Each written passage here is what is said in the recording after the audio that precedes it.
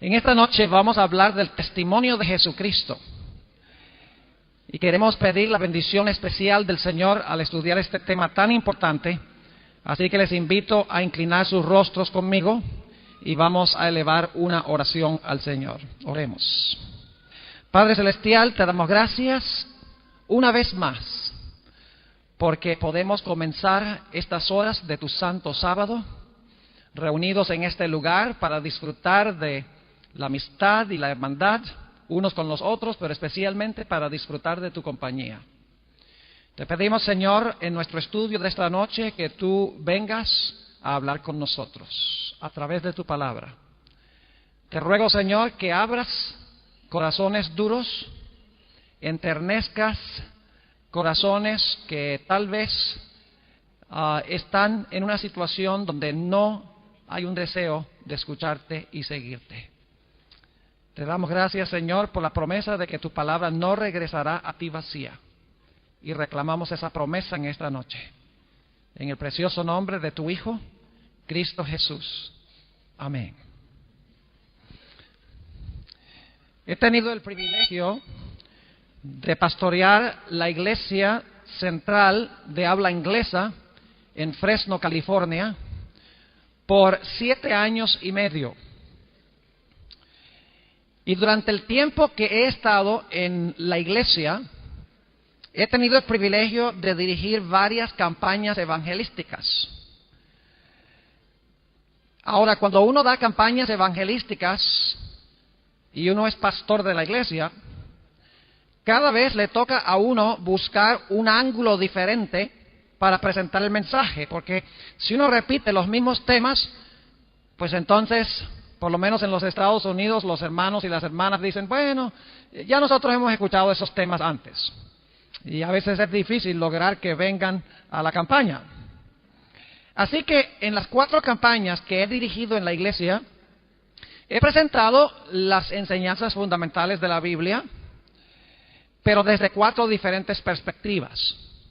La primera serie que presenté en la iglesia se llamó Descubriendo los secretos de Génesis, una presentación de todo el mensaje adventista desde la perspectiva del libro de Génesis.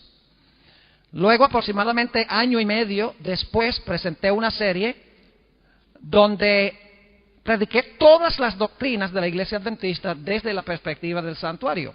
Fueron 24 presentaciones, todo nuestro mensaje, todas nuestras doctrinas fundamentales, pero sustraídas del santuario. Luego hice una tercera campaña donde el título era Lo que dijo Jesús. Y en esa serie decidí presentar todo el mensaje adventista desde la perspectiva de los 4 evangelios y el libro Hechos de los Apóstoles. Yo no sé si ustedes han intentado hacer eso alguna vez, conseguir todas las doctrinas de la iglesia adventista solamente en los 4 evangelios y en el libro Hechos de los Apóstoles. Y la razón por la cual preparé esa campaña es porque muchos cristianos dicen que son cristianos del Nuevo Testamento.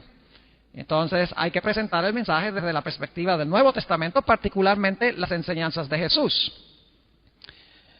La 4ª campaña que di fue hace como 1 año y 3 meses. Se llamó Las profecías hechas simples. Una presentación de todo el mensaje adventista desde la perspectiva de las profecías de la Biblia. Ahora, quiero relatarles algo en cuanto a la preparación de la serie, la tercera serie que hice, que se llama Lo que dijo Jesús. Fue relativamente fácil para mí conseguir todas las doctrinas fundamentales de la iglesia adventista en los 4 evangelios y el libro Hechos de los Apóstoles. No tuve que luchar mucho para conseguir suficiente información para predicar todas las doctrinas de la iglesia adventista. Pero hubo un tema con el cual luché por varias semanas, luché por conseguir material suficiente como para predicarlo en una campaña evangelística. Y fue el tema sobre el espíritu de profecía, el don profético en la iglesia remanente. Ahora, los 4 evangelios y el libro Hechos de los Apóstoles tienen mucho que decir en cuanto a profetas y el don de profecía. No faltaba, no escaseaba material sobre el don de profecía y los profetas, porque los 4 evangelios y Hechos hablan mucho de esto. Pero yo quería presentar el don profético desde una perspectiva diferente que sencillamente hablar del don de profecía. Yo quería hablar del don de profecía en la iglesia remanente. Cómo Dios iba a levantar el don de profecía en la iglesia remanente. Pasé semanas y semanas leyendo los evangelios, leyendo el libro de Hechos, reflexionando sobre lo que leía, y no conseguía desde cuál ángulo presentar este tema sobre el don profético en la iglesia remanente. Hasta un día que estaba sentado en mi oficina, tenía mi Biblia abierta y estaba luchando con este asunto. Y estaba mirando, me acuerdo, estaba mirando al techo, reclinado en la silla, tratando de pensar cómo presentar este tema.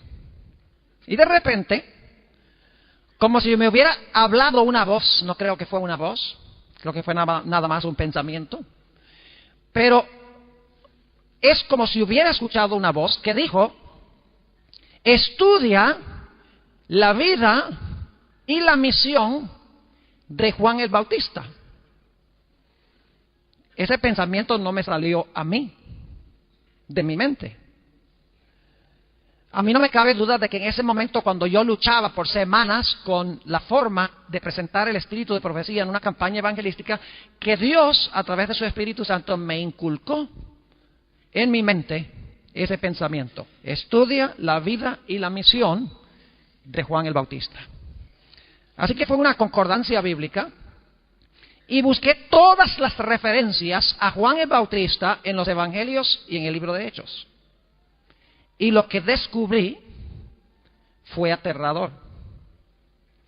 Lo que descubrí es lo que quiero compartir con ustedes esta noche. Les voy a decir desde el comienzo para dónde vamos con este asunto. A mí no me cabe duda alguna, y ustedes van a ver por qué, de que Juan el Bautista fue llamado por Dios especialmente para preparar a un pueblo para la primera venida de Jesús. Y Dios ha llamado o llamó a Elena G. de White con el fin de preparar a un pueblo para la segunda venida de Jesús.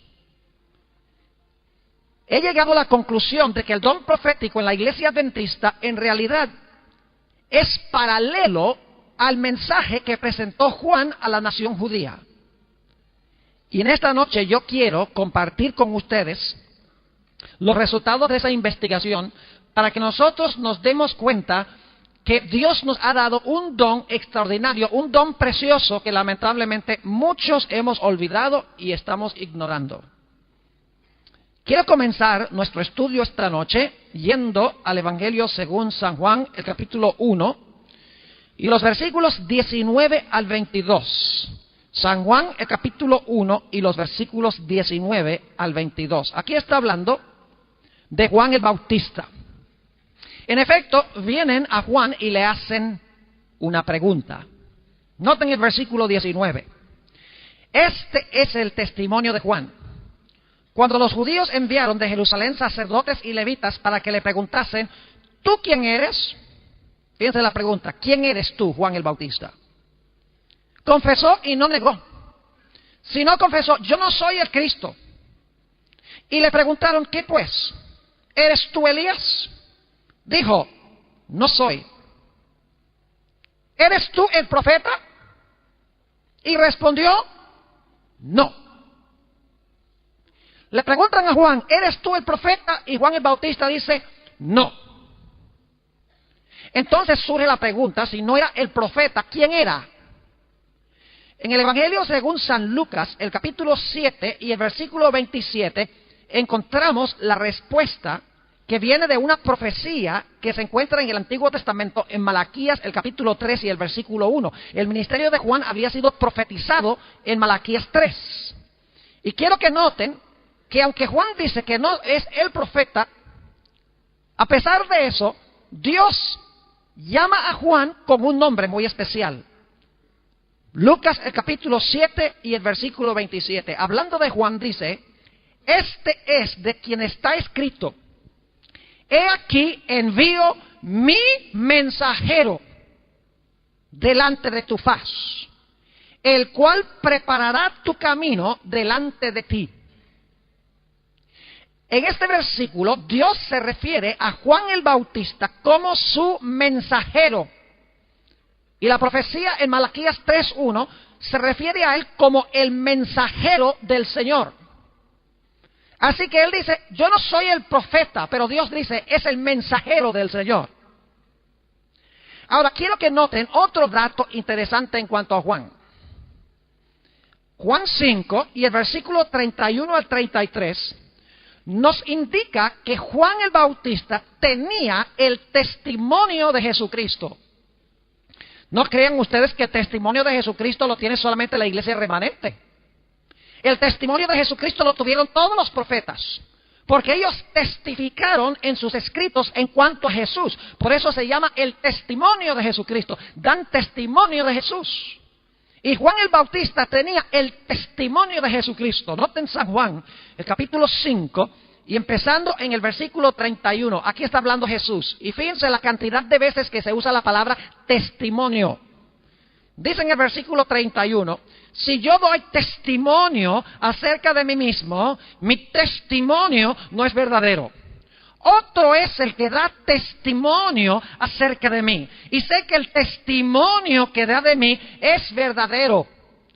¿De quién estaba hablando Jesús? Versículo 33. Vosotros enviasteis mensajeros a Juan y él dio testimonio de la verdad. En otras palabras, Juan el Bautista tenía el testimonio de Jesucristo porque dio testimonio de Jesús. Pero hay más. Notamos que cuando le preguntaron a Juan si él era el profeta, él dice no. Pero Jesús va a hacer una declaración muy interesante en cuanto a Juan. Ve, Juan era muy modesto.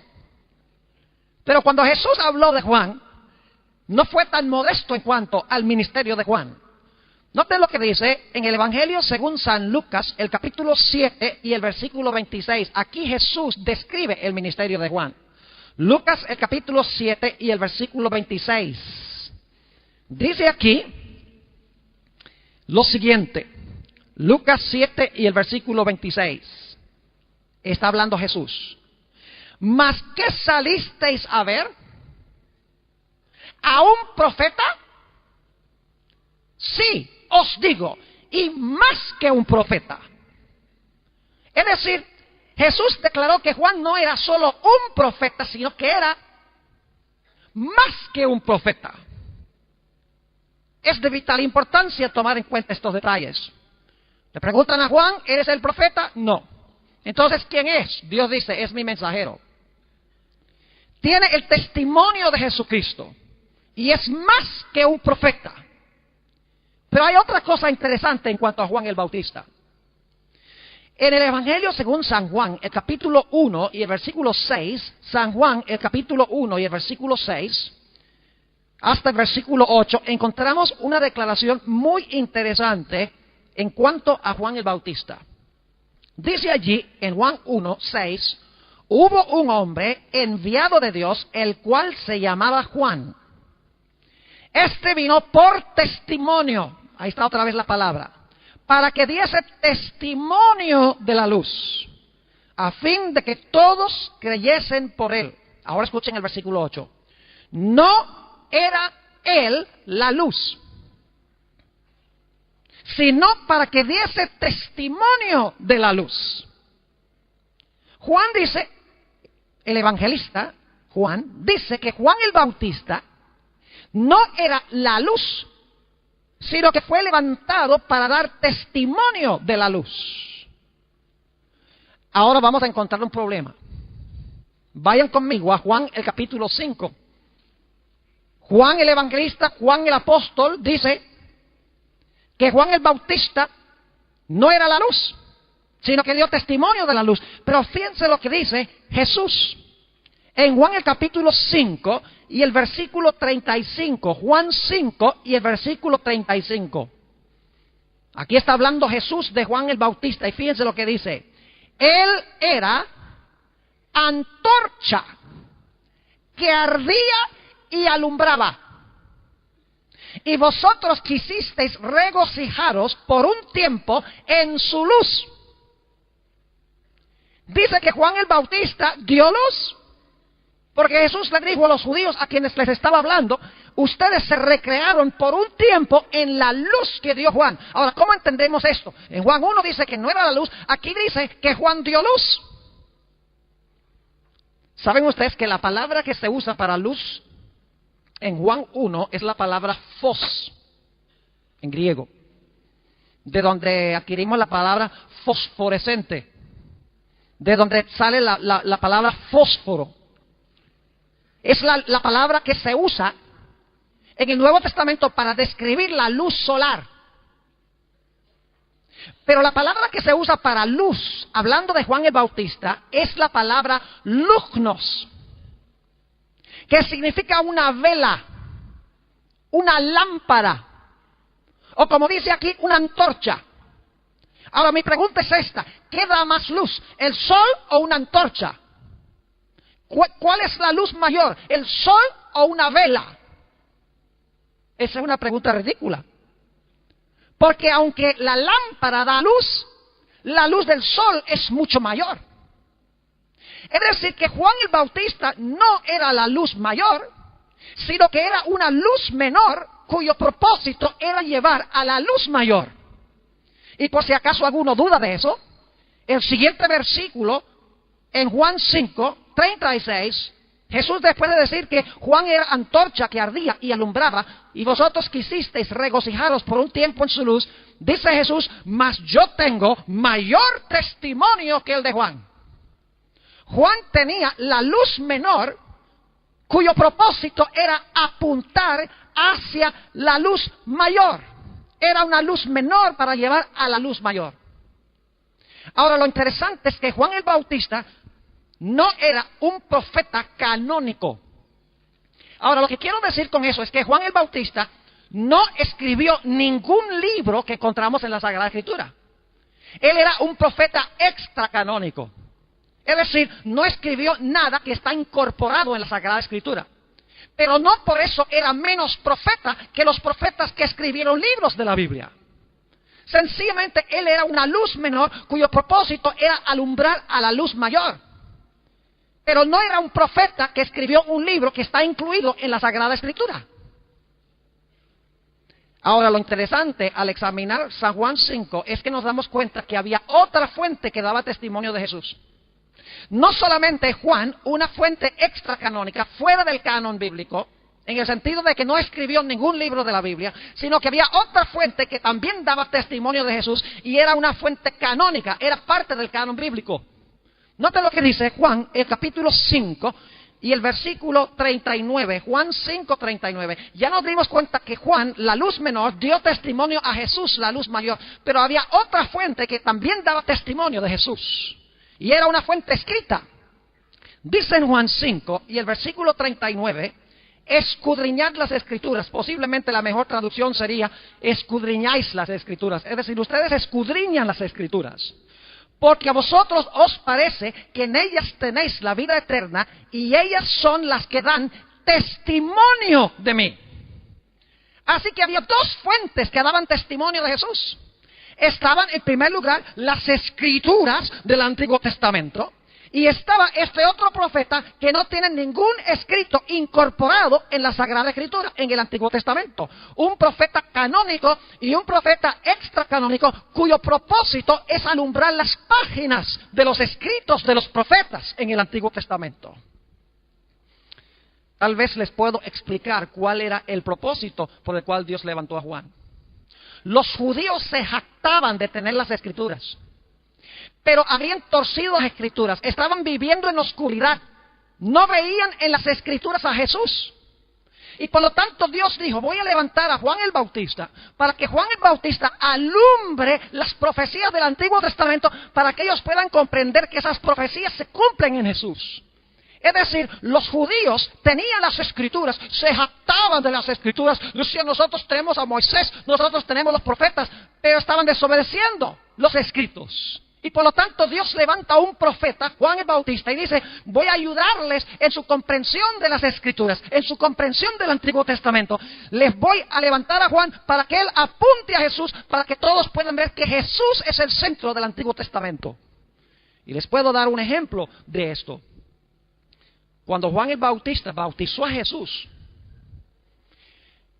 apuntó al maestro y le dijo a la muchedumbre: he aquí el Cordero de Dios que quita el pecado del mundo. Pregunto, ¿era esa nueva luz? ¿Era eso un concepto que la gente nunca había oído? Claro que no. Cuando ellos oyeron, he aquí el Cordero de Dios que quita el pecado del mundo, Juan sencillamente estaba tomando las Escrituras y se las estaba aplicando a Jesús en ese instante, en ese momento. Porque cuando Juan el Bautista dijo, he aquí el Cordero de Dios, inmediatamente en la mente de un judío iba a surgir, Cordero, Cordero, Isaías 53, como Cordero fue llevado al matadero y no abrió su boca, Cordero, Cordero, Adán sacrificó 2 corderos, Cordero, Cordero, se sacrificaban corderos siempre en el servicio del santuario. Es decir, el propósito por el cual Juan el Bautista introduce a Jesús como el Cordero de Dios es para que la gente inmediatamente, cuando oyen que Jesús es el Cordero de Dios, vayan a las Escrituras y digan, vamos a estudiar estas profecías para ver en qué sentido este hombre es el Cordero de Dios. Es decir, el propósito de Juan fue alumbrar las páginas del Antiguo Testamento para que la gente se pudiese dar cuenta de que Jesús estaba en el centro de las Escrituras. La gente lo había olvidado, estaban en oscuridad, por lo tanto Dios levanta una luz menor para alumbrar las páginas del Antiguo Testamento para que la gente pueda comprender claramente el mensaje que habían olvidado, ignorado. Juan el Bautista, en otras palabras, tenía el propósito de iluminar las páginas de las Escrituras para que la gente pudiera ver a Jesús en las Escrituras. Los judíos se jactaban y decían, nosotros tenemos a Moisés, no necesitamos ninguna otra voz profética, con Moisés nos basta.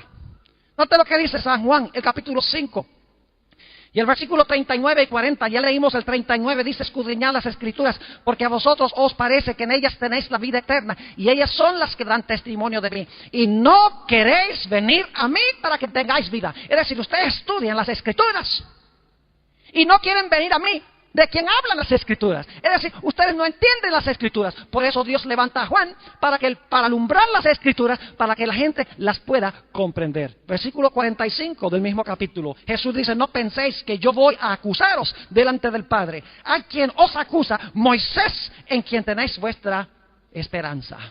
Porque si creyeseis a Moisés, es decir, los escritos de Moisés, me creeríais a mí, porque de mí escribió él. Pero si no creéis en sus escritos, ¿cómo creeréis a mis palabras? Juan el Bautista no trajo ninguna nueva doctrina, ninguna nueva enseñanza, ningún nuevo concepto que ya no se encontraba en las Escrituras del Antiguo Testamento. Aún el bautismo de Juan se conoce de que el bautismo existía ya de antemano. La historia de Naamán en el Antiguo Testamento, cuando fue y se zambulló 7 veces debajo del agua, quedó sano de la lepra. Los judíos sabían que la lepra era símbolo del pecado. Ya ellos tenían el concepto del bautismo, de la purificación por agua. Aún eso no era nada nuevo en el Evangelio predicado por San Juan. Es decir, Juan el Bautista no trajo nueva luz, no trajo nuevas doctrinas, ni nuevas enseñanzas, sino el propósito era ampliar, simplificar y explicar las profecías y los escritos que los judíos estaban ignorando y no estaban comprendiendo. No fue dado para dar nueva luz, sino para alumbrar la vieja luz. Era una luz menor con el propósito de llevar a la luz mayor. Permítame darles un ejemplo para que puedan entender lo que estoy diciendo. Cuando yo recién llegué a la iglesia que estoy pastoreando, una noche fui al cuarto a donde se encuentran las máquinas para grabar cassettes, porque tenía que conseguir un cassette que me había pedido alguien. Entré a ese cuarto, nunca había estado allí, era una noche oscura, el cuarto estaba completamente oscuro. Entré y claro, lo primero que hice fue pasar la mano por la pared para tratar de conseguir el switch de la luz. Y fui por todas las 4 paredes buscando dónde prender la luz, moviendo la mano arriba y abajo, y no conseguía dónde prender la luz. Intenté varias veces, di 2 o 3 vueltas al cuarto para tratar de conseguir el switch de la luz. No podía conseguirlo porque estaba en tinieblas, estaba en oscuridad. Así que decidí de que iba a ir a mi oficina para buscar una linterna, para ver si con la linterna podía conseguir el switch de la luz, porque en ese cuarto hay montones de cassettes por todas partes. Y por lo tanto fui a mi oficina, traje una linterna Y con la linterna empecé a buscar todas las paredes donde podía prender la luz. Y mientras buscaba, no era capaz de conseguir dónde prender la luz. Yo dije, yo sé que hay luz porque yo veo un bombillo ahí en el techo. ¿Por qué no soy capaz de conseguir el switch de la luz? Así que finalmente me rendí. Yo dije, yo sé que el cassette está aquí en este escaparate aquí abajo y voy a buscarlo con la linterna. Y me agaché, me arrodillé y empecé a buscar con la linterna. Y en una de esas la linterna se volcó un poquito hacia adelante, hacia arriba. Y cuando volteó hacia arriba, yo vi el switch de la luz. Estaba debajo de un lugar donde había libros. Era imposible conseguirlo. Ahora, cuando vi el switch de la luz, inmediatamente lo prendí y el cuarto se llenó de luz. Ahora yo me pregunto, ¿cuál era el propósito de la linterna? El propósito de esa linterna era hallar la luz mayor. Es decir, esa luz menor tenía el fin de ayudarme a conseguir el switch que prende la luz mayor. Así fue con Juan el Bautista. Era una luz menor que Dios levantó con el fin de conducir a la luz mayor. Ahora, ¿por qué levantó Dios a Juan? Lucas, el capítulo 1 y el versículo 17 explica por qué es que Dios levantó a Juan el Bautista. Para presentar su mensaje al pueblo judío. Y dicho sea de paso, Juan el Bautista no fue llamado para presentar su mensaje a los romanos. Fue levantado por Dios para hablar a los judíos. Para reprender a los judíos. Porque profesaban tener las escrituras, pero no las estaban obedeciendo, ni las comprendían. Así que Dios levanta a Juan para que Juan ahora alumbre las páginas de los escritos del Antiguo Testamento. Ahora noten lo que dice Lucas el capítulo 1 y el versículo 17 en cuanto al propósito por el cual Dios levantó a Juan el Bautista. Voy a empezar en el versículo 15 para captar el contexto. Dice, porque será grande delante de Dios. No beberá vino ni sidra, y será lleno del Espíritu Santo, aún desde el vientre de su madre. Y hará que muchos de los hijos de Israel ¿de quiénes? ¿De los romanos? No. De los hijos de Israel se conviertan al Señor Dios de ellos. E irá delante de él, es decir, delante de Jesús, con el espíritu y el poder de Elías, para hacer volver los corazones de los padres a los hijos y de los rebeldes a la prudencia de los justos, y ahora viene la parte clave, para preparar al Señor un pueblo bien dispuesto, que significa un pueblo bien listo para la venida del Mesías. El propósito de las palabras de Juan el Bautista en apuntar hacia las Escrituras era preparar a un pueblo para estar listo para recibir a Jesús en su primera venida. Ahora, ¿cómo fue tratado Juan? Oh, cuando vino Juan todos decían, ¡ay, qué lindo predica este! Mira que habla, predica con potencia, ¡gloria a Dios! No. Juan era aborrecido por el propio pueblo a quien fue enviado. Y déjenme hacer un paréntesis aquí, hermanos y hermanas, los que me escuchan por radio, los que ven por televisión. Hay personas dentro de la iglesia adventista que critican a Elena White. No me sorprende. Me sorprendería que no la criticaran. Porque no hay un solo profeta en toda la Biblia que no haya sido odiado por la gente a quien fue enviado.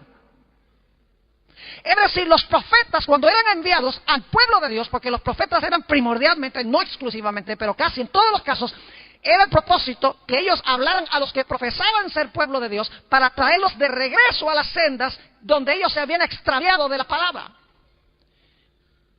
Y Juan el Bautista no era la excepción. Si todo el mundo hubiera amado a Juan el Bautista, yo pensaría que era falso profeta, porque Jesús dice, ay de vosotros cuando hablaren bien de vosotros los hombres, porque así hicieron con los falsos profetas. Ahora, noten cómo la gente trató a Juan, los líderes. Noten lo que dice en Mateo el capítulo 11 y el versículo 18. Mateo 11 y el versículo 18. Imagínense esto. Esta es una declaración tremenda de Jesús en cuanto a cómo algunos veían el ministerio de Juan. Dice, porque vino Juan, que ni comía ni bebía, y dicen, demonio tiene. Es decir, le estaban atribuyendo el don profético de Juan al demonio. Terrible. Noten Lucas 7, 29 y 30. Otro texto que habla de la forma como el propio pueblo a quien fue enviado trató a Juan. Dice en Lucas 7 y el versículo 29 y 30, y aquí está hablando, y esto lo digo con reverencia, porque está hablando de nosotros, los que somos líderes en la iglesia. Los líderes de aquella época no amaban a Juan. Rechazaban el ministerio y el mensaje de Juan. Y hay de nosotros que somos dirigentes y que somos pastores si caemos en el mismo error. Dice en Lucas el capítulo 7 y el versículo 29 y 30, el problema no era con el pueblo. Dice, y todo el pueblo y los publicanos, cuando lo oyeron, es decir, cuando oyeron a Juan el Bautista, justificaron a Dios, bautizándose con el bautismo de Juan. Es decir, el pueblo se gozaba con el mensaje de Juan. Pero noten el versículo 30. Mas los fariseos y los intérpretes de la ley, hoy diríamos que los fariseos eran los pastores y los maestros de la ley eran los teólogos. Y escuchen bien, me incluyo yo en esos grupos, porque yo soy pastor. Yo tengo que tener cuidado con este mensaje también. Yo no estoy apuntándole el dedo a ningún pastor, a ningún dirigente, porque yo estoy en la misma situación con ustedes. Yo soy también líder, soy también pastor. Pero fíjense lo que dice el versículo 30. Mas los fariseos y los intérpretes de la ley desecharon los designios de Dios respecto de sí mismos, no siendo bautizados por Juan. Es decir, rechazaron el mensaje de Juan. Inclusive se enojaron porque el pueblo amaba el mensaje de Juan. Un texto más sobre cómo la gente trató a Juan. Mateo el capítulo 17 y el versículo 12 y 13. Mateo 17 y el versículo 12 y 13. Aquí está hablando Jesús y dice lo siguiente. Mas os digo que Elías ya vino y no le conocieron. Está hablando aquí de Juan el Bautista. Y no le conocieron. Sino que hicieron con él todo lo que quisieron. Es decir, lo ultrajaron, lo maltrataron, lo trataron como les dio la gana. Y luego dice Jesús, así también el Hijo del Hombre padecerá de ellos. Es decir, si tú tratas mal a la luz menor, últimamente también vas a tratar a la luz mayor, que es Jesús. Porque despreciaron a Juan, dice Jesús, me van a hacer la misma cosa a mí. Si el don de profecía es el testimonio de Jesucristo, si yo rechazo el testimonio de Jesucristo, estoy rechazando a Cristo, a quien el profeta está apuntando. Ahora, noten lo que sigue diciendo aquí en el versículo 13. ¿De qué estaba hablando Jesús cuando dijo que hicieron lo que les dio la gana con Juan el Bautista? Iban a hacer lo mismo con él. Dice, entonces los discípulos comprendieron que les habría hablado de Juan el Bautista. Ahora les voy a decir algo muy solemne e importante. Los profetas no eran perfectos. Los profetas tenían debilidades. Los profetas crecían en su conocimiento de la verdad, a medida que Dios les revelaba la verdad. A veces los profetas tenían un conocimiento parcial, hablaban cierta cosa y luego Dios les revelaba más luz y lo que no comprendían se aclaraba. Y era injusto tomar lo primero que ellos creyeron, donde su conocimiento era limitado y parcial, y no tomar en cuenta el desarrollo de la verdad como Dios se lo dio al profeta. Ahora, Juan el Bautista es un ejemplo de esto. Ustedes recuerdan que cuando el Señor Jesucristo vino para ser bautizado de Juan, Juan estaba emocionado y apunta y dice, he aquí el Cordero de Dios que quita el pecado del mundo. Este es el Mesías prometido, dice Juan el Bautista. ¿Saben ustedes que Juan el Bautista no tenía claro de que iba a haber la primera y la segunda venida? Si ustedes leen Mateo 3, que no tenemos tiempo de leer en esta noche, si leyeran Mateo el capítulo 3, ustedes van a darse cuenta que Juan el Bautista creía de que el Mesías iba a venir solo una vez, iba a establecer su reino eterno en este mundo. Él no entendía que el Mesías iba a venir a sufrir, iba a morir, y luego después iba a pasar un tiempo, y ese mismo Mesías iba a regresar en su venida gloriosa. Él pensaba que la venida gloriosa era en ese momento cuando viniera el Mesías. Tenía un concepto limitado del Mesías.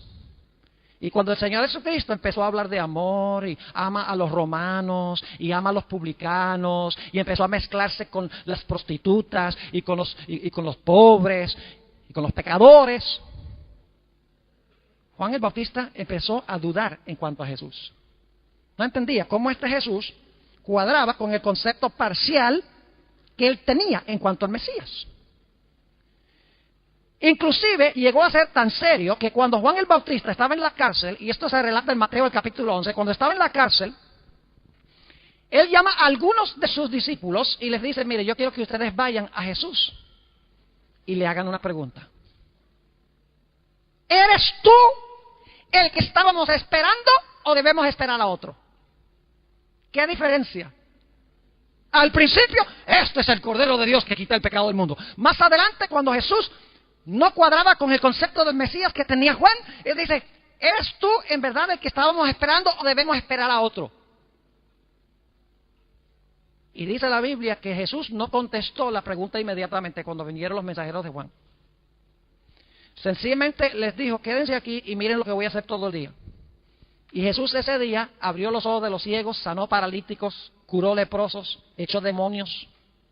Y al final del día le dijo Jesús a los mensajeros de Juan: regresen ahora ustedes a Juan y cuéntenle las cosas que ustedes han visto. Y dice el deseo de todas las gentes que cuando los discípulos de Juan regresaron y le contaron lo que habían visto ese día, Juan dijo: yo no entiendo todo lo relacionado con el Mesías, pero este es el que estábamos esperando. Y se empezaron a aclarar sus ideas en su mente. Es decir, los profetas crecen en su conocimiento de la verdad. Cuando no tienen plena comprensión de algo, con el transcurso del tiempo Dios lo aclara y lo amplía. Y es injusto tomar lo que dijeron al principio, que es un conocimiento parcial, y decir que siempre creyeron eso y que Dios no lo aclaró con el transcurso del tiempo. Y la razón por la cual digo esto es porque Elena White, y me voy a adelantar un poco, Elena G. White al principio, después de 1844, creía que la puerta de la gracia se había cerrado para el mundo. Y algunos han tratado de darle la vuelta y decir: no creía eso, y tratan de arguir de que no. Pero según lo que yo he visto, Elena White creía que la puerta de la gracia se había cerrado para el mundo. Y algunos usan eso para decir: se equivocó. Pero lo mismo se puede decir de Juan el Bautista, también se equivocó. Pero Juan creció en su conocimiento y Dios le aclaró. De la misma manera, Elena G. White, después de un tiempo, se dio cuenta que la puerta de la gracia no se había cerrado para el mundo, sino que se había cerrado para aquellos que rechazaron el mensaje de Daniel 8:14 en el gran chasco de 1844, que la puerta de la gracia todavía estaba abierta para el mundo, y ella lo dijo en sus escritos. Es injusto tomar lo que ella dijo una vez sin la aclaración que le dio Dios con el transcurso del tiempo. Los profetas crecen en su conocimiento, y debemos nosotros ver eso con cualquier profeta bíblico, al igual que con el espíritu de profecía. Ahora hemos hablado de Juan. Hablemos ahora del profeta moderno. Repasemos lo que estudiamos de Juan. Le preguntan: ¿eres tú el profeta? No. ¿Quién es? El mensajero del Señor. Tenía el testimonio de Jesucristo. Era más que un profeta. Y era una luz mayor cuyo propósito era una luz menor para alumbrar hacia la luz mayor. Odiado por las personas, por el mismo pueblo a quien fue enviado. Ahora quiero leer unas citas muy interesantes de Elena G. White. Ella no estaba consciente de esto, yo estoy seguro. Pero en sus escritos se nota el paralelo entre ella y Juan el Bautista. Primera cita que quiero leer, la encontramos en Mensajes Selectos, tomo 1, página 36. Escuchen esto. ¿Recuerdan que fueron a hacerle la pregunta a Juan: ¿eres tú el profeta? Ahora escuchen esto. Algunos han tropezado en el hecho de que dije que no pretendía ser profetisa. Y han preguntado: ¿por qué? ¿Por qué, Elena White, dijiste tú que no eres profetisa? Dice ella, no he tenido otra pretensión, sino la de que se me ha indicado que soy la mensajera del Señor, que Él me llamó en mi juventud para ser su mensajera, para recibir su palabra y dar un mensaje claro y decidido en el nombre del Señor Jesús. Sigue diciendo, en mi temprana juventud se me preguntó varias veces, ¿es usted profetisa? Siempre he respondido, soy la mensajera del Señor. Sé que muchos me han llamado profetisa, pero no he pretendido ese título. Mi Salvador me declaró que era su mensajera. Le preguntaron, ¿eres profeta? No. Entonces, ¿quién? La mensajera del Señor. Muy interesante. Lo mismo dijo Juan, pero hay más. La Biblia nos dice que la iglesia remanente iba a tener también el testimonio de Jesucristo. Note lo que dice Apocalipsis el capítulo 12 y el versículo 17. Apocalipsis 12, 17. Hablando de la última iglesia, del remanente final de Dios. La iglesia que iba a levantar la verdad en alto en los últimos días. Dice, entonces el dragón se llenó de ira contra la mujer que representa la iglesia. Y se fue a hacer guerra contra el resto de la descendencia de ella, los cuales guardan los mandamientos de Dios y tienen el testimonio de Jesucristo. La iglesia remanente final iba a tener el testimonio de Jesucristo. ¿Y qué es el testimonio de Jesucristo que iba a tener la última iglesia? En Apocalipsis 19 y el versículo 10, el mismo apóstol Juan, escribiendo en el libro de Apocalipsis, explica qué es el testimonio de Jesucristo. Dice allí, en Apocalipsis 19 y el versículo 10, y yo me postré a sus pies para adorarle. Y él me dijo, mira, no lo hagas. Yo soy consiervo tuyo y de tus hermanos que retienen el testimonio de Jesús. Adora a Dios porque el testimonio de Jesús es el espíritu de la profecía. El testimonio de Jesús es el espíritu de profecía. Y según Apocalipsis 12, 17, la iglesia remanente iba a tener el espíritu de profecía, iba a tener el testimonio de Jesucristo. Es decir, debemos esperar que la iglesia remanente tenga alguien que tuvo el mismo don que Juan el Bautista. Y va a ser una mujer que cuando le pregunte qué es profeta, dice no. Entonces, ¿quién? La mensajera del Señor. Pero hay más.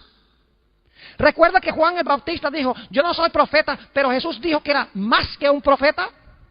Noten lo que dice Elena White en Mensajes Selectos, tomo 1, en la página 40. Dice ella, mi obra incluye mucho más de lo que significa ese nombre, es decir, el nombre profeta. Me considero a mí misma como una mensajera a quien el Señor le ha confiado mensajes para su pueblo. Es decir, ella dice, mi labor es la labor de un profeta, sí, pero es una labor mucho más grande que la de un profeta. Juan el Bautista dijo la misma cosa. Ahora, otra cosa muy interesante en cuanto a Elena G. White es lo que ella dijo en cuanto a sus escritos. ¿Recuerdan que Juan el Bautista era la luz menor cuyo propósito era llevar a la luz mayor? Fíjense lo que dice la sierva de Dios en el Mensajes Selectos, tomo 3, la página 30. Escuchen la terminología. Dice ella, poco caso se hace a la Biblia. Y por esto el Señor ha dado una luz menor para guiar a los hombres y a las mujeres a la luz mayor. Se refiere a sus escritos como la luz menor y que la intención de esos escritos es llevar a la luz mayor. Fíjense qué paralelos tan interesantes. ¿Eres profeta? No. Entonces, ¿quién? La mensajera del Señor. Tenía el testimonio de Jesucristo, según el libro de Apocalipsis. Es más que un profeta y es una luz menor cuyo propósito es llevar a la luz mayor. Y el propósito final del espíritu de profecía es preparar a un pueblo para la segunda venida, como Juan el Bautista preparó a un pueblo para la primera venida. Y dicho sea de paso, Elena G. White no tiene ningún libro que está incluido en la Biblia, en la Sagrada Escritura. Ella es una profetisa extracanónica. Es decir, ella está fuera del canon bíblico. El propósito de ella no es añadirle capítulos o libros a la Biblia. El propósito de ella es alumbrar sobre las páginas de la Biblia para clarificar, simplificar, ampliar las verdades ya dadas. Es más, Elena G. de White no da ni una sola doctrina en sus escritos que no se pueda presentar desde la Biblia sola. Ella sencillamente ilumina las páginas de la Biblia, clarifica, amplía y nos ayuda a entender mejor la Sagrada Escritura. Especialmente a un pueblo que dice, nosotros somos el pueblo del libro, nosotros nos guiamos solamente por la Biblia y la Biblia sola. Pero muchos que dicen, nos guiamos por la Biblia y la Biblia sola, están violando los principios más fundamentales de la Biblia. Por lo tanto, el espíritu de profecía es dado para que se pueda ampliar a donde el pueblo de Dios está fallando, para que puedan remediar la situación en sus vidas. Déjenme darles 1 o 2 ejemplos. Una vez estaba predicando en la ciudad de Albuquerque, en el estado de Nuevo México, en los Estados Unidos. Y estaba manejando el carro o el auto, y estaba escuchando un programa donde un pastor cristiano estaba contestando preguntas por radio. La gente llamaba y él respondía la pregunta en vivo.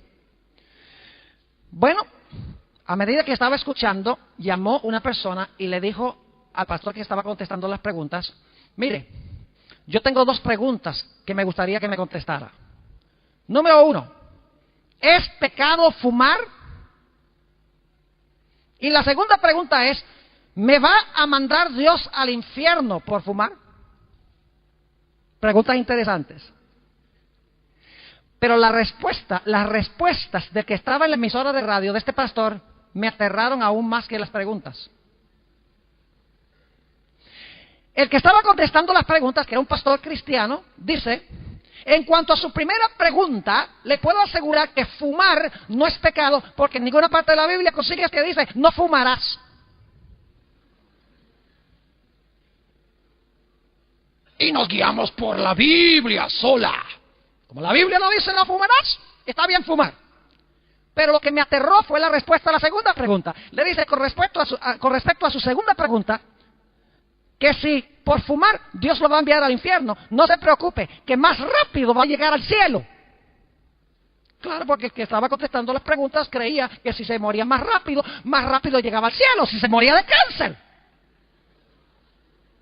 Yo no podía creer lo que estaba escuchando de un pastor cristiano. Es verdad que la Biblia no dice no fumarás, pero la Biblia sí dice que nuestro cuerpo es templo del Espíritu Santo.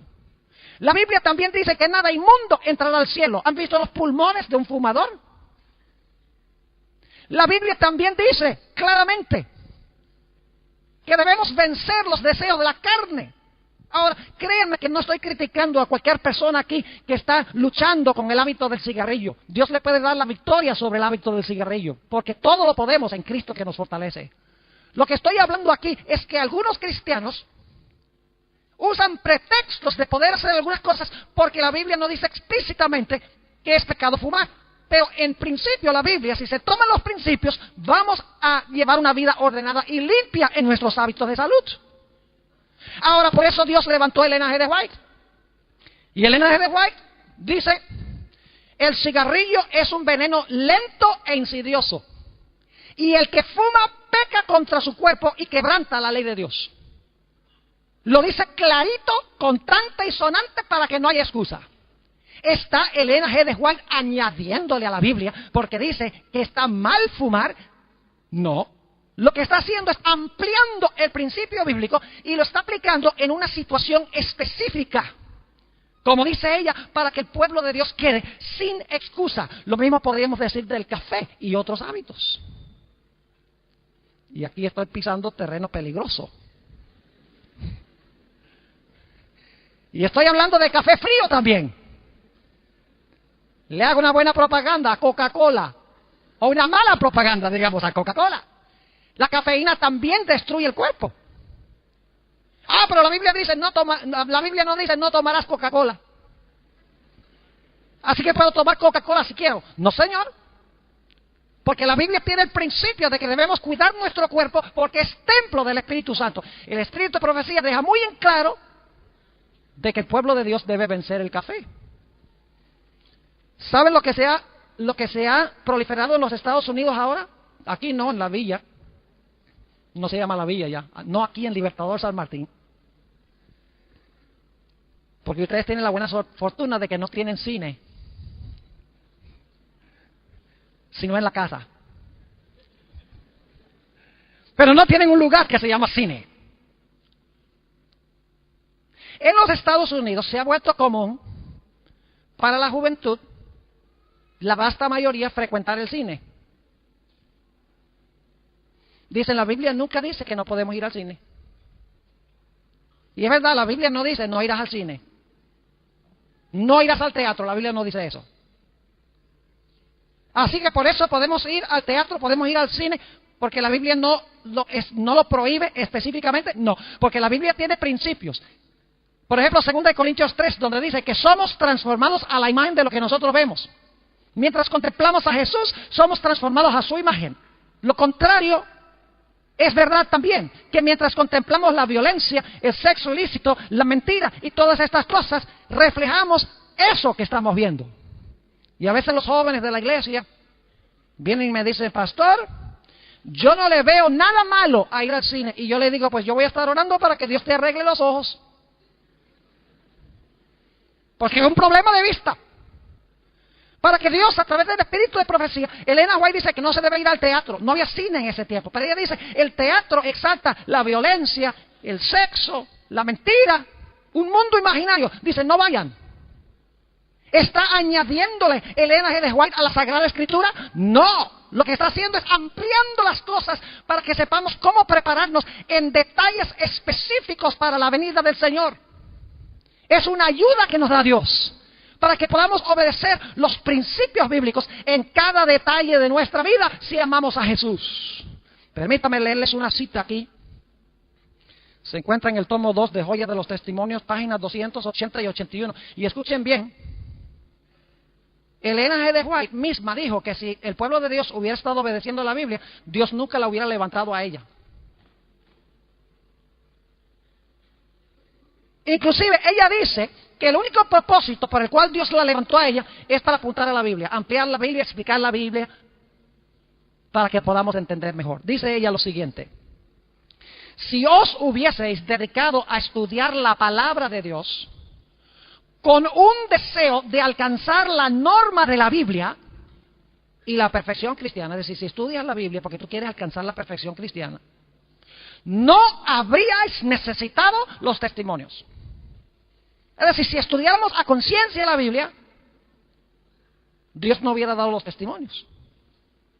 Sigue diciendo, es porque habéis descuidado el familiarizaros con el libro inspirado de Dios, por lo que Él ha tratado de alcanzaros mediante testimonios sencillos y directos, llamando vuestra atención a las palabras de la inspiración que habéis descuidado de obedecer, e invitándoos a amoldar vuestra vida de acuerdo con sus enseñanzas puras y elevadas.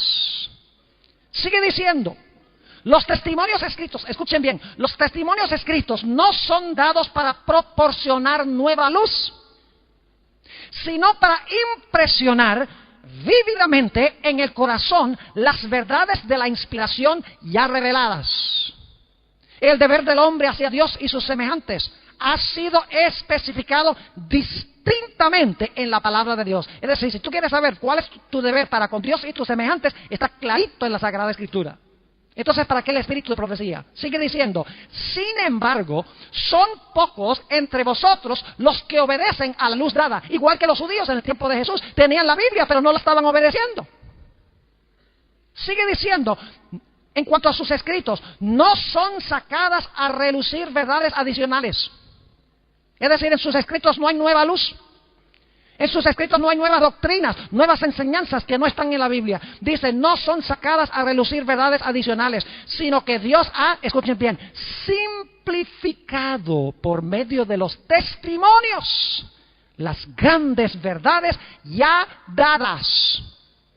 Y en la forma de su elección, las ha presentado a la gente para despertar e impresionar su mente con ellas, a fin de que todos queden sin excusas. En el día del juicio tú no vas a decir, pero Señor, tú no dijiste que no debía ir al cine. Tú no dijiste que no debía fumar. Tú no diste este y el otro detalle específico. Dios va a decir, si hubieras leído los principios de la Biblia con el deseo de alcanzar la perfección cristiana, hubieras sabido que necesitabas hacer cambios en tu vida. Te di inclusive los testimonios para especificar en detalle cómo aplicar esos principios a los aspectos específicos de la vida. Y por lo tanto, los que usen la excusa de que se rigen solo por la Biblia y violan los principios de la Biblia, según el Espíritu de profecía, van a quedar sin excusa. Quiero explicarles brevemente, ya concluyendo nuestro tema, por qué Dios levantó a Elena G. de White para el pueblo remanente. Y lo quiero explicar hablando un poco de otro profeta, o tal llamado profeta, que se levantó en la misma época que Elena White. Ahora voy a mencionar una denominación religiosa.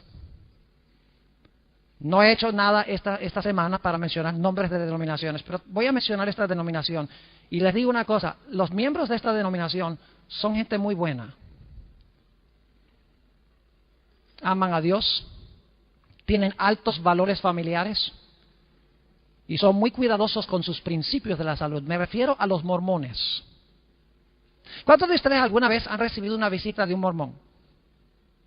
Hay bastantes aquí. Vienen dos jóvenes, muchas veces son gringos,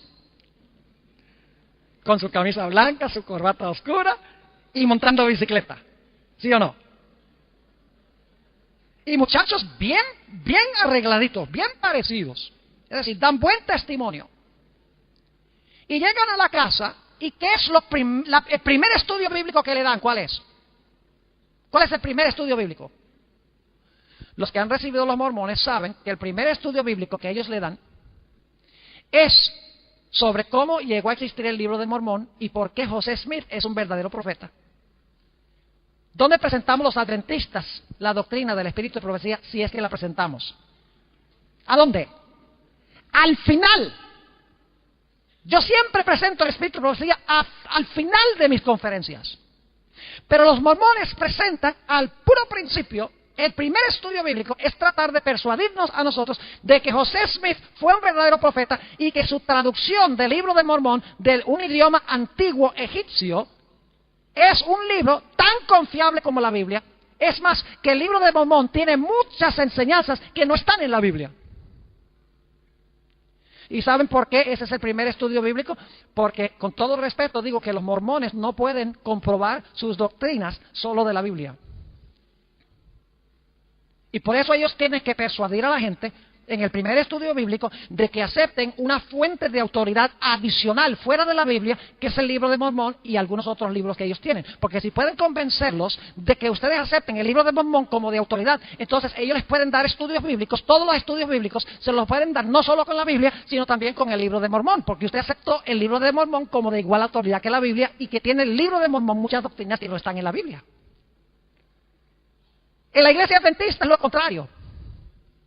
Por lo menos en mis conferencias de Génesis, del santuario, lo que dijo Jesús, las profecías de la Biblia, el don profético siempre lo presento al final. No porque sea menos importante, sino porque quiero que la gente vea que todas las doctrinas y enseñanzas de la iglesia adventista encuentran un apoyo claramente en la Sagrada Escritura. Y cuando llego al final, le digo a la gente, dicho sea de paso, tenemos el postre. Tenemos en nuestra iglesia un profeta y les doy este estudio bíblico. Tengo 8 diferentes ángulos bíblicos por los cuales presentar el Espíritu de profecía. 8 sermones diferentes. Estoy predicando solamente uno esta noche. Y les digo, mire, usted se ha dado cuenta que todo lo que yo he enseñado es de la Biblia. Y les explico por qué Dios levantó los escritos de Elena G. de White, para que pudiéramos saber un poquito mejor, ampliado, simplificado, explicado los principios bíblicos a circunstancias específicas en nuestra vida, para que nos quede más claro. Y les digo, no es necesario, si usted pide la ayuda del Espíritu Santo y anhela alcanzar la perfección cristiana, usted ni siquiera necesitaría el Espíritu de profecía. Pero es porque ignoramos nosotros los principios bíblicos que Dios ha dado, el Espíritu de profecía. El Espíritu de profecía es como un telescopio. Cuando usted pone un telescopio mirando al cielo, ¿el telescopio inventa las estrellas? No. ¿El telescopio le ayuda a ver estrellas que no ve a simple vista? Claro que sí. Las estrellas están ahí. Pero el telescopio magnifica el cielo para que pueda ver estrellas que no se ven a simple vista. Lo mismo sucede con el Espíritu de profecía. Todos los principios están en la Biblia. Lo que hace Elena de White es enfocarlos como un telescopio para magnificar lo que se encuentra en la Sagrada Escritura. Y el Espíritu de profecía es un don inapreciable. Es un don precioso que Dios ha dado a la iglesia adventista. Y sin embargo, el pueblo de Dios en gran medida lo está ignorando, bajo el pretexto de que nosotros obedecemos, es lo que dice la Biblia, y no necesitamos ninguna autoridad fuera de la Biblia. Yo creo que es tiempo que nosotros regresemos al Espíritu de profecía. Y permítanme decirles esto, mis hermanos y hermanas, apreciadas visitas. Elena G. White ha escrito un libro clásico que explica lo que hemos hablado aquí esta semana. Se llama El conflicto de los siglos. Si ustedes quieren una exposición clarísima de lo que va a pasar en los últimos días, una explicación clarísima de los mensajes de los tres ángeles, ampliados, explicados, con todo lujo de detalles, lo único que tienen que hacer es leer El conflicto de los siglos. Yo no he usado mucho el Espíritu de profecía esta semana, he usado Apocalipsis el capítulo 14. No necesité usar el Espíritu de profecía porque está en la Biblia. Pero si ustedes leen El conflicto de los siglos, van a encontrar mucho detalle, mucha simplificación, mucha ampliación, cosas que nos ayudan a comprender doctrinas y conceptos bíblicos. Donde no hay visión, el pueblo se disipa. Ciertamente Dios no hará nada sin que revele su secreto a sus siervos los profetas. Sin embargo, muchos hoy en día critican el Espíritu de profecía. Yo no sé aquí en Argentina cómo es, pero en Norteamérica hay websites dedicados específicamente a tratar de destruir el Espíritu de profecía. Ex pastores adventistas escriben libros. Un libro que se llama La mentira blanca, con el fin de tratar de echar al suelo el Espíritu de profecía. Ministros que se han llevado iglesias enteras que ahora guardan el domingo en vez del sábado. Varias de ellas criticando el Espíritu de profecía. Un ex maestro de teología en el campo donde yo trabajo, ahora publica una revista que se llama Proclamación, a donde ataca mordazmente el Espíritu de profecía, la doctrina del santuario. Dice que los muertos todos saben, que no importa lo que uno se come, que la ley fue clavada en la cruz. Porque cuando se rechaza la luz menor, se rechaza también la mayor.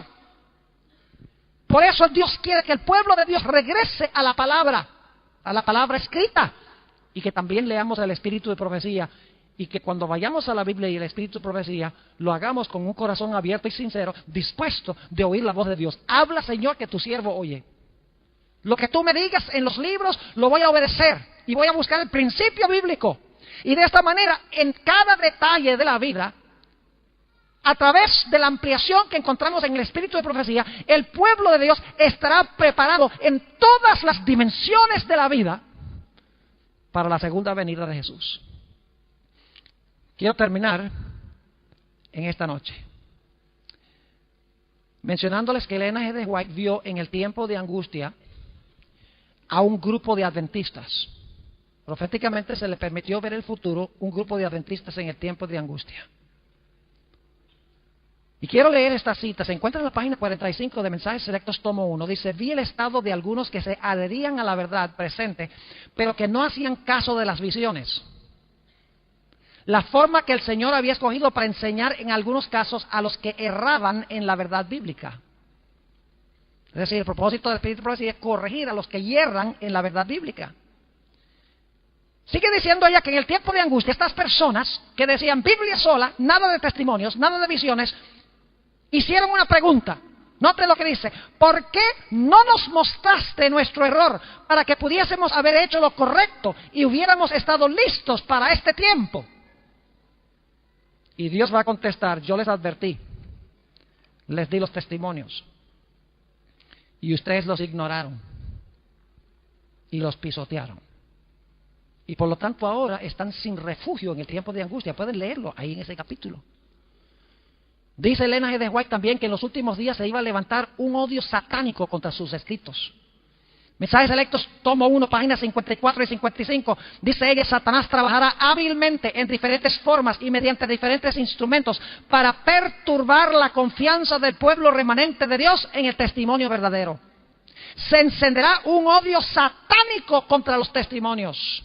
La obra de Satanás, ¿por qué quiere Satanás hacer esto? La obra de Satanás será perturbar la fe de las iglesias en ellas por esta razón. Satanás no puede disponer de una senda tan clara para introducir sus engaños y atar a las almas con sus errores si se obedecen las amonestaciones y reproches del Espíritu de Dios. Mis hermanos y hermanas, es tiempo de desempolvar los libros rojos y empezar a leerlos con mente y corazón abierta, diciéndole a Dios: revélame dónde estoy fallando, porque quiero desarrollar un carácter puro como el carácter de Jesús, porque quiero reflejar el carácter de Jesús cuando Él regrese. Es tiempo de quitarles el polvo a los libros rojos. Termino con esto. Una vez visité a un anciano de una iglesia, me invitaron a almorzar, y el anciano muy orgullosamente me llevó a la oficinita que tenía ahí en su casa, y me mostró allí en un estante como 45 libros rojos del Espíritu de Profecía. Y me dice: pastor, tengo todos los libros del Espíritu de Profecía en mi biblioteca. Lo que me sorprendió es que todos los libros estaban cubiertos con papel celofán. Y lo miré y le dije: pero hermano, veo que usted tiene todos los libros del Espíritu de Profecía, pero todos están cubiertos con papel celofán. Me dice: pastor, es que si le quito el papel celofán se me dañan. Y lo miré y le dije: hermano, mejor que se dañen. De nada vale tener todos los libros ahí en el estante. Hay que quitarles el celofán, hay que abrirlos, hay que acabarlos, hay que leerlos, hay que ponerlos bien viejitos, que se le caigan las páginas, y poner nuestras vidas en armonía con este precioso don que Dios ha dado a la iglesia. El desafío que les quiero lanzar en esta noche a los que son adventistas es el siguiente. ¿Saben ustedes que si tan solo leen 12 páginas por día, 12 páginas nada más por día, en un año ustedes pueden terminar de leer los 5 libros de la serie del conflicto? Patriarcas y profetas, profetas y reyes, Deseado de todas las gentes, Hechos de los apóstoles y Conflicto de los siglos. Leyendo 12 páginas al día, en un año terminan de leer los 5 libros, y les aseguro que su vida no será igual. El desafío que les quiero lanzar en esta noche es que tomen la decisión de que van a cumplir con ese plan. 12 páginas al día. Es un llamado específico. Empiezan mañana en la mañana. ¿Qué son 12 páginas? Las pueden leer en 15, 20 minutos.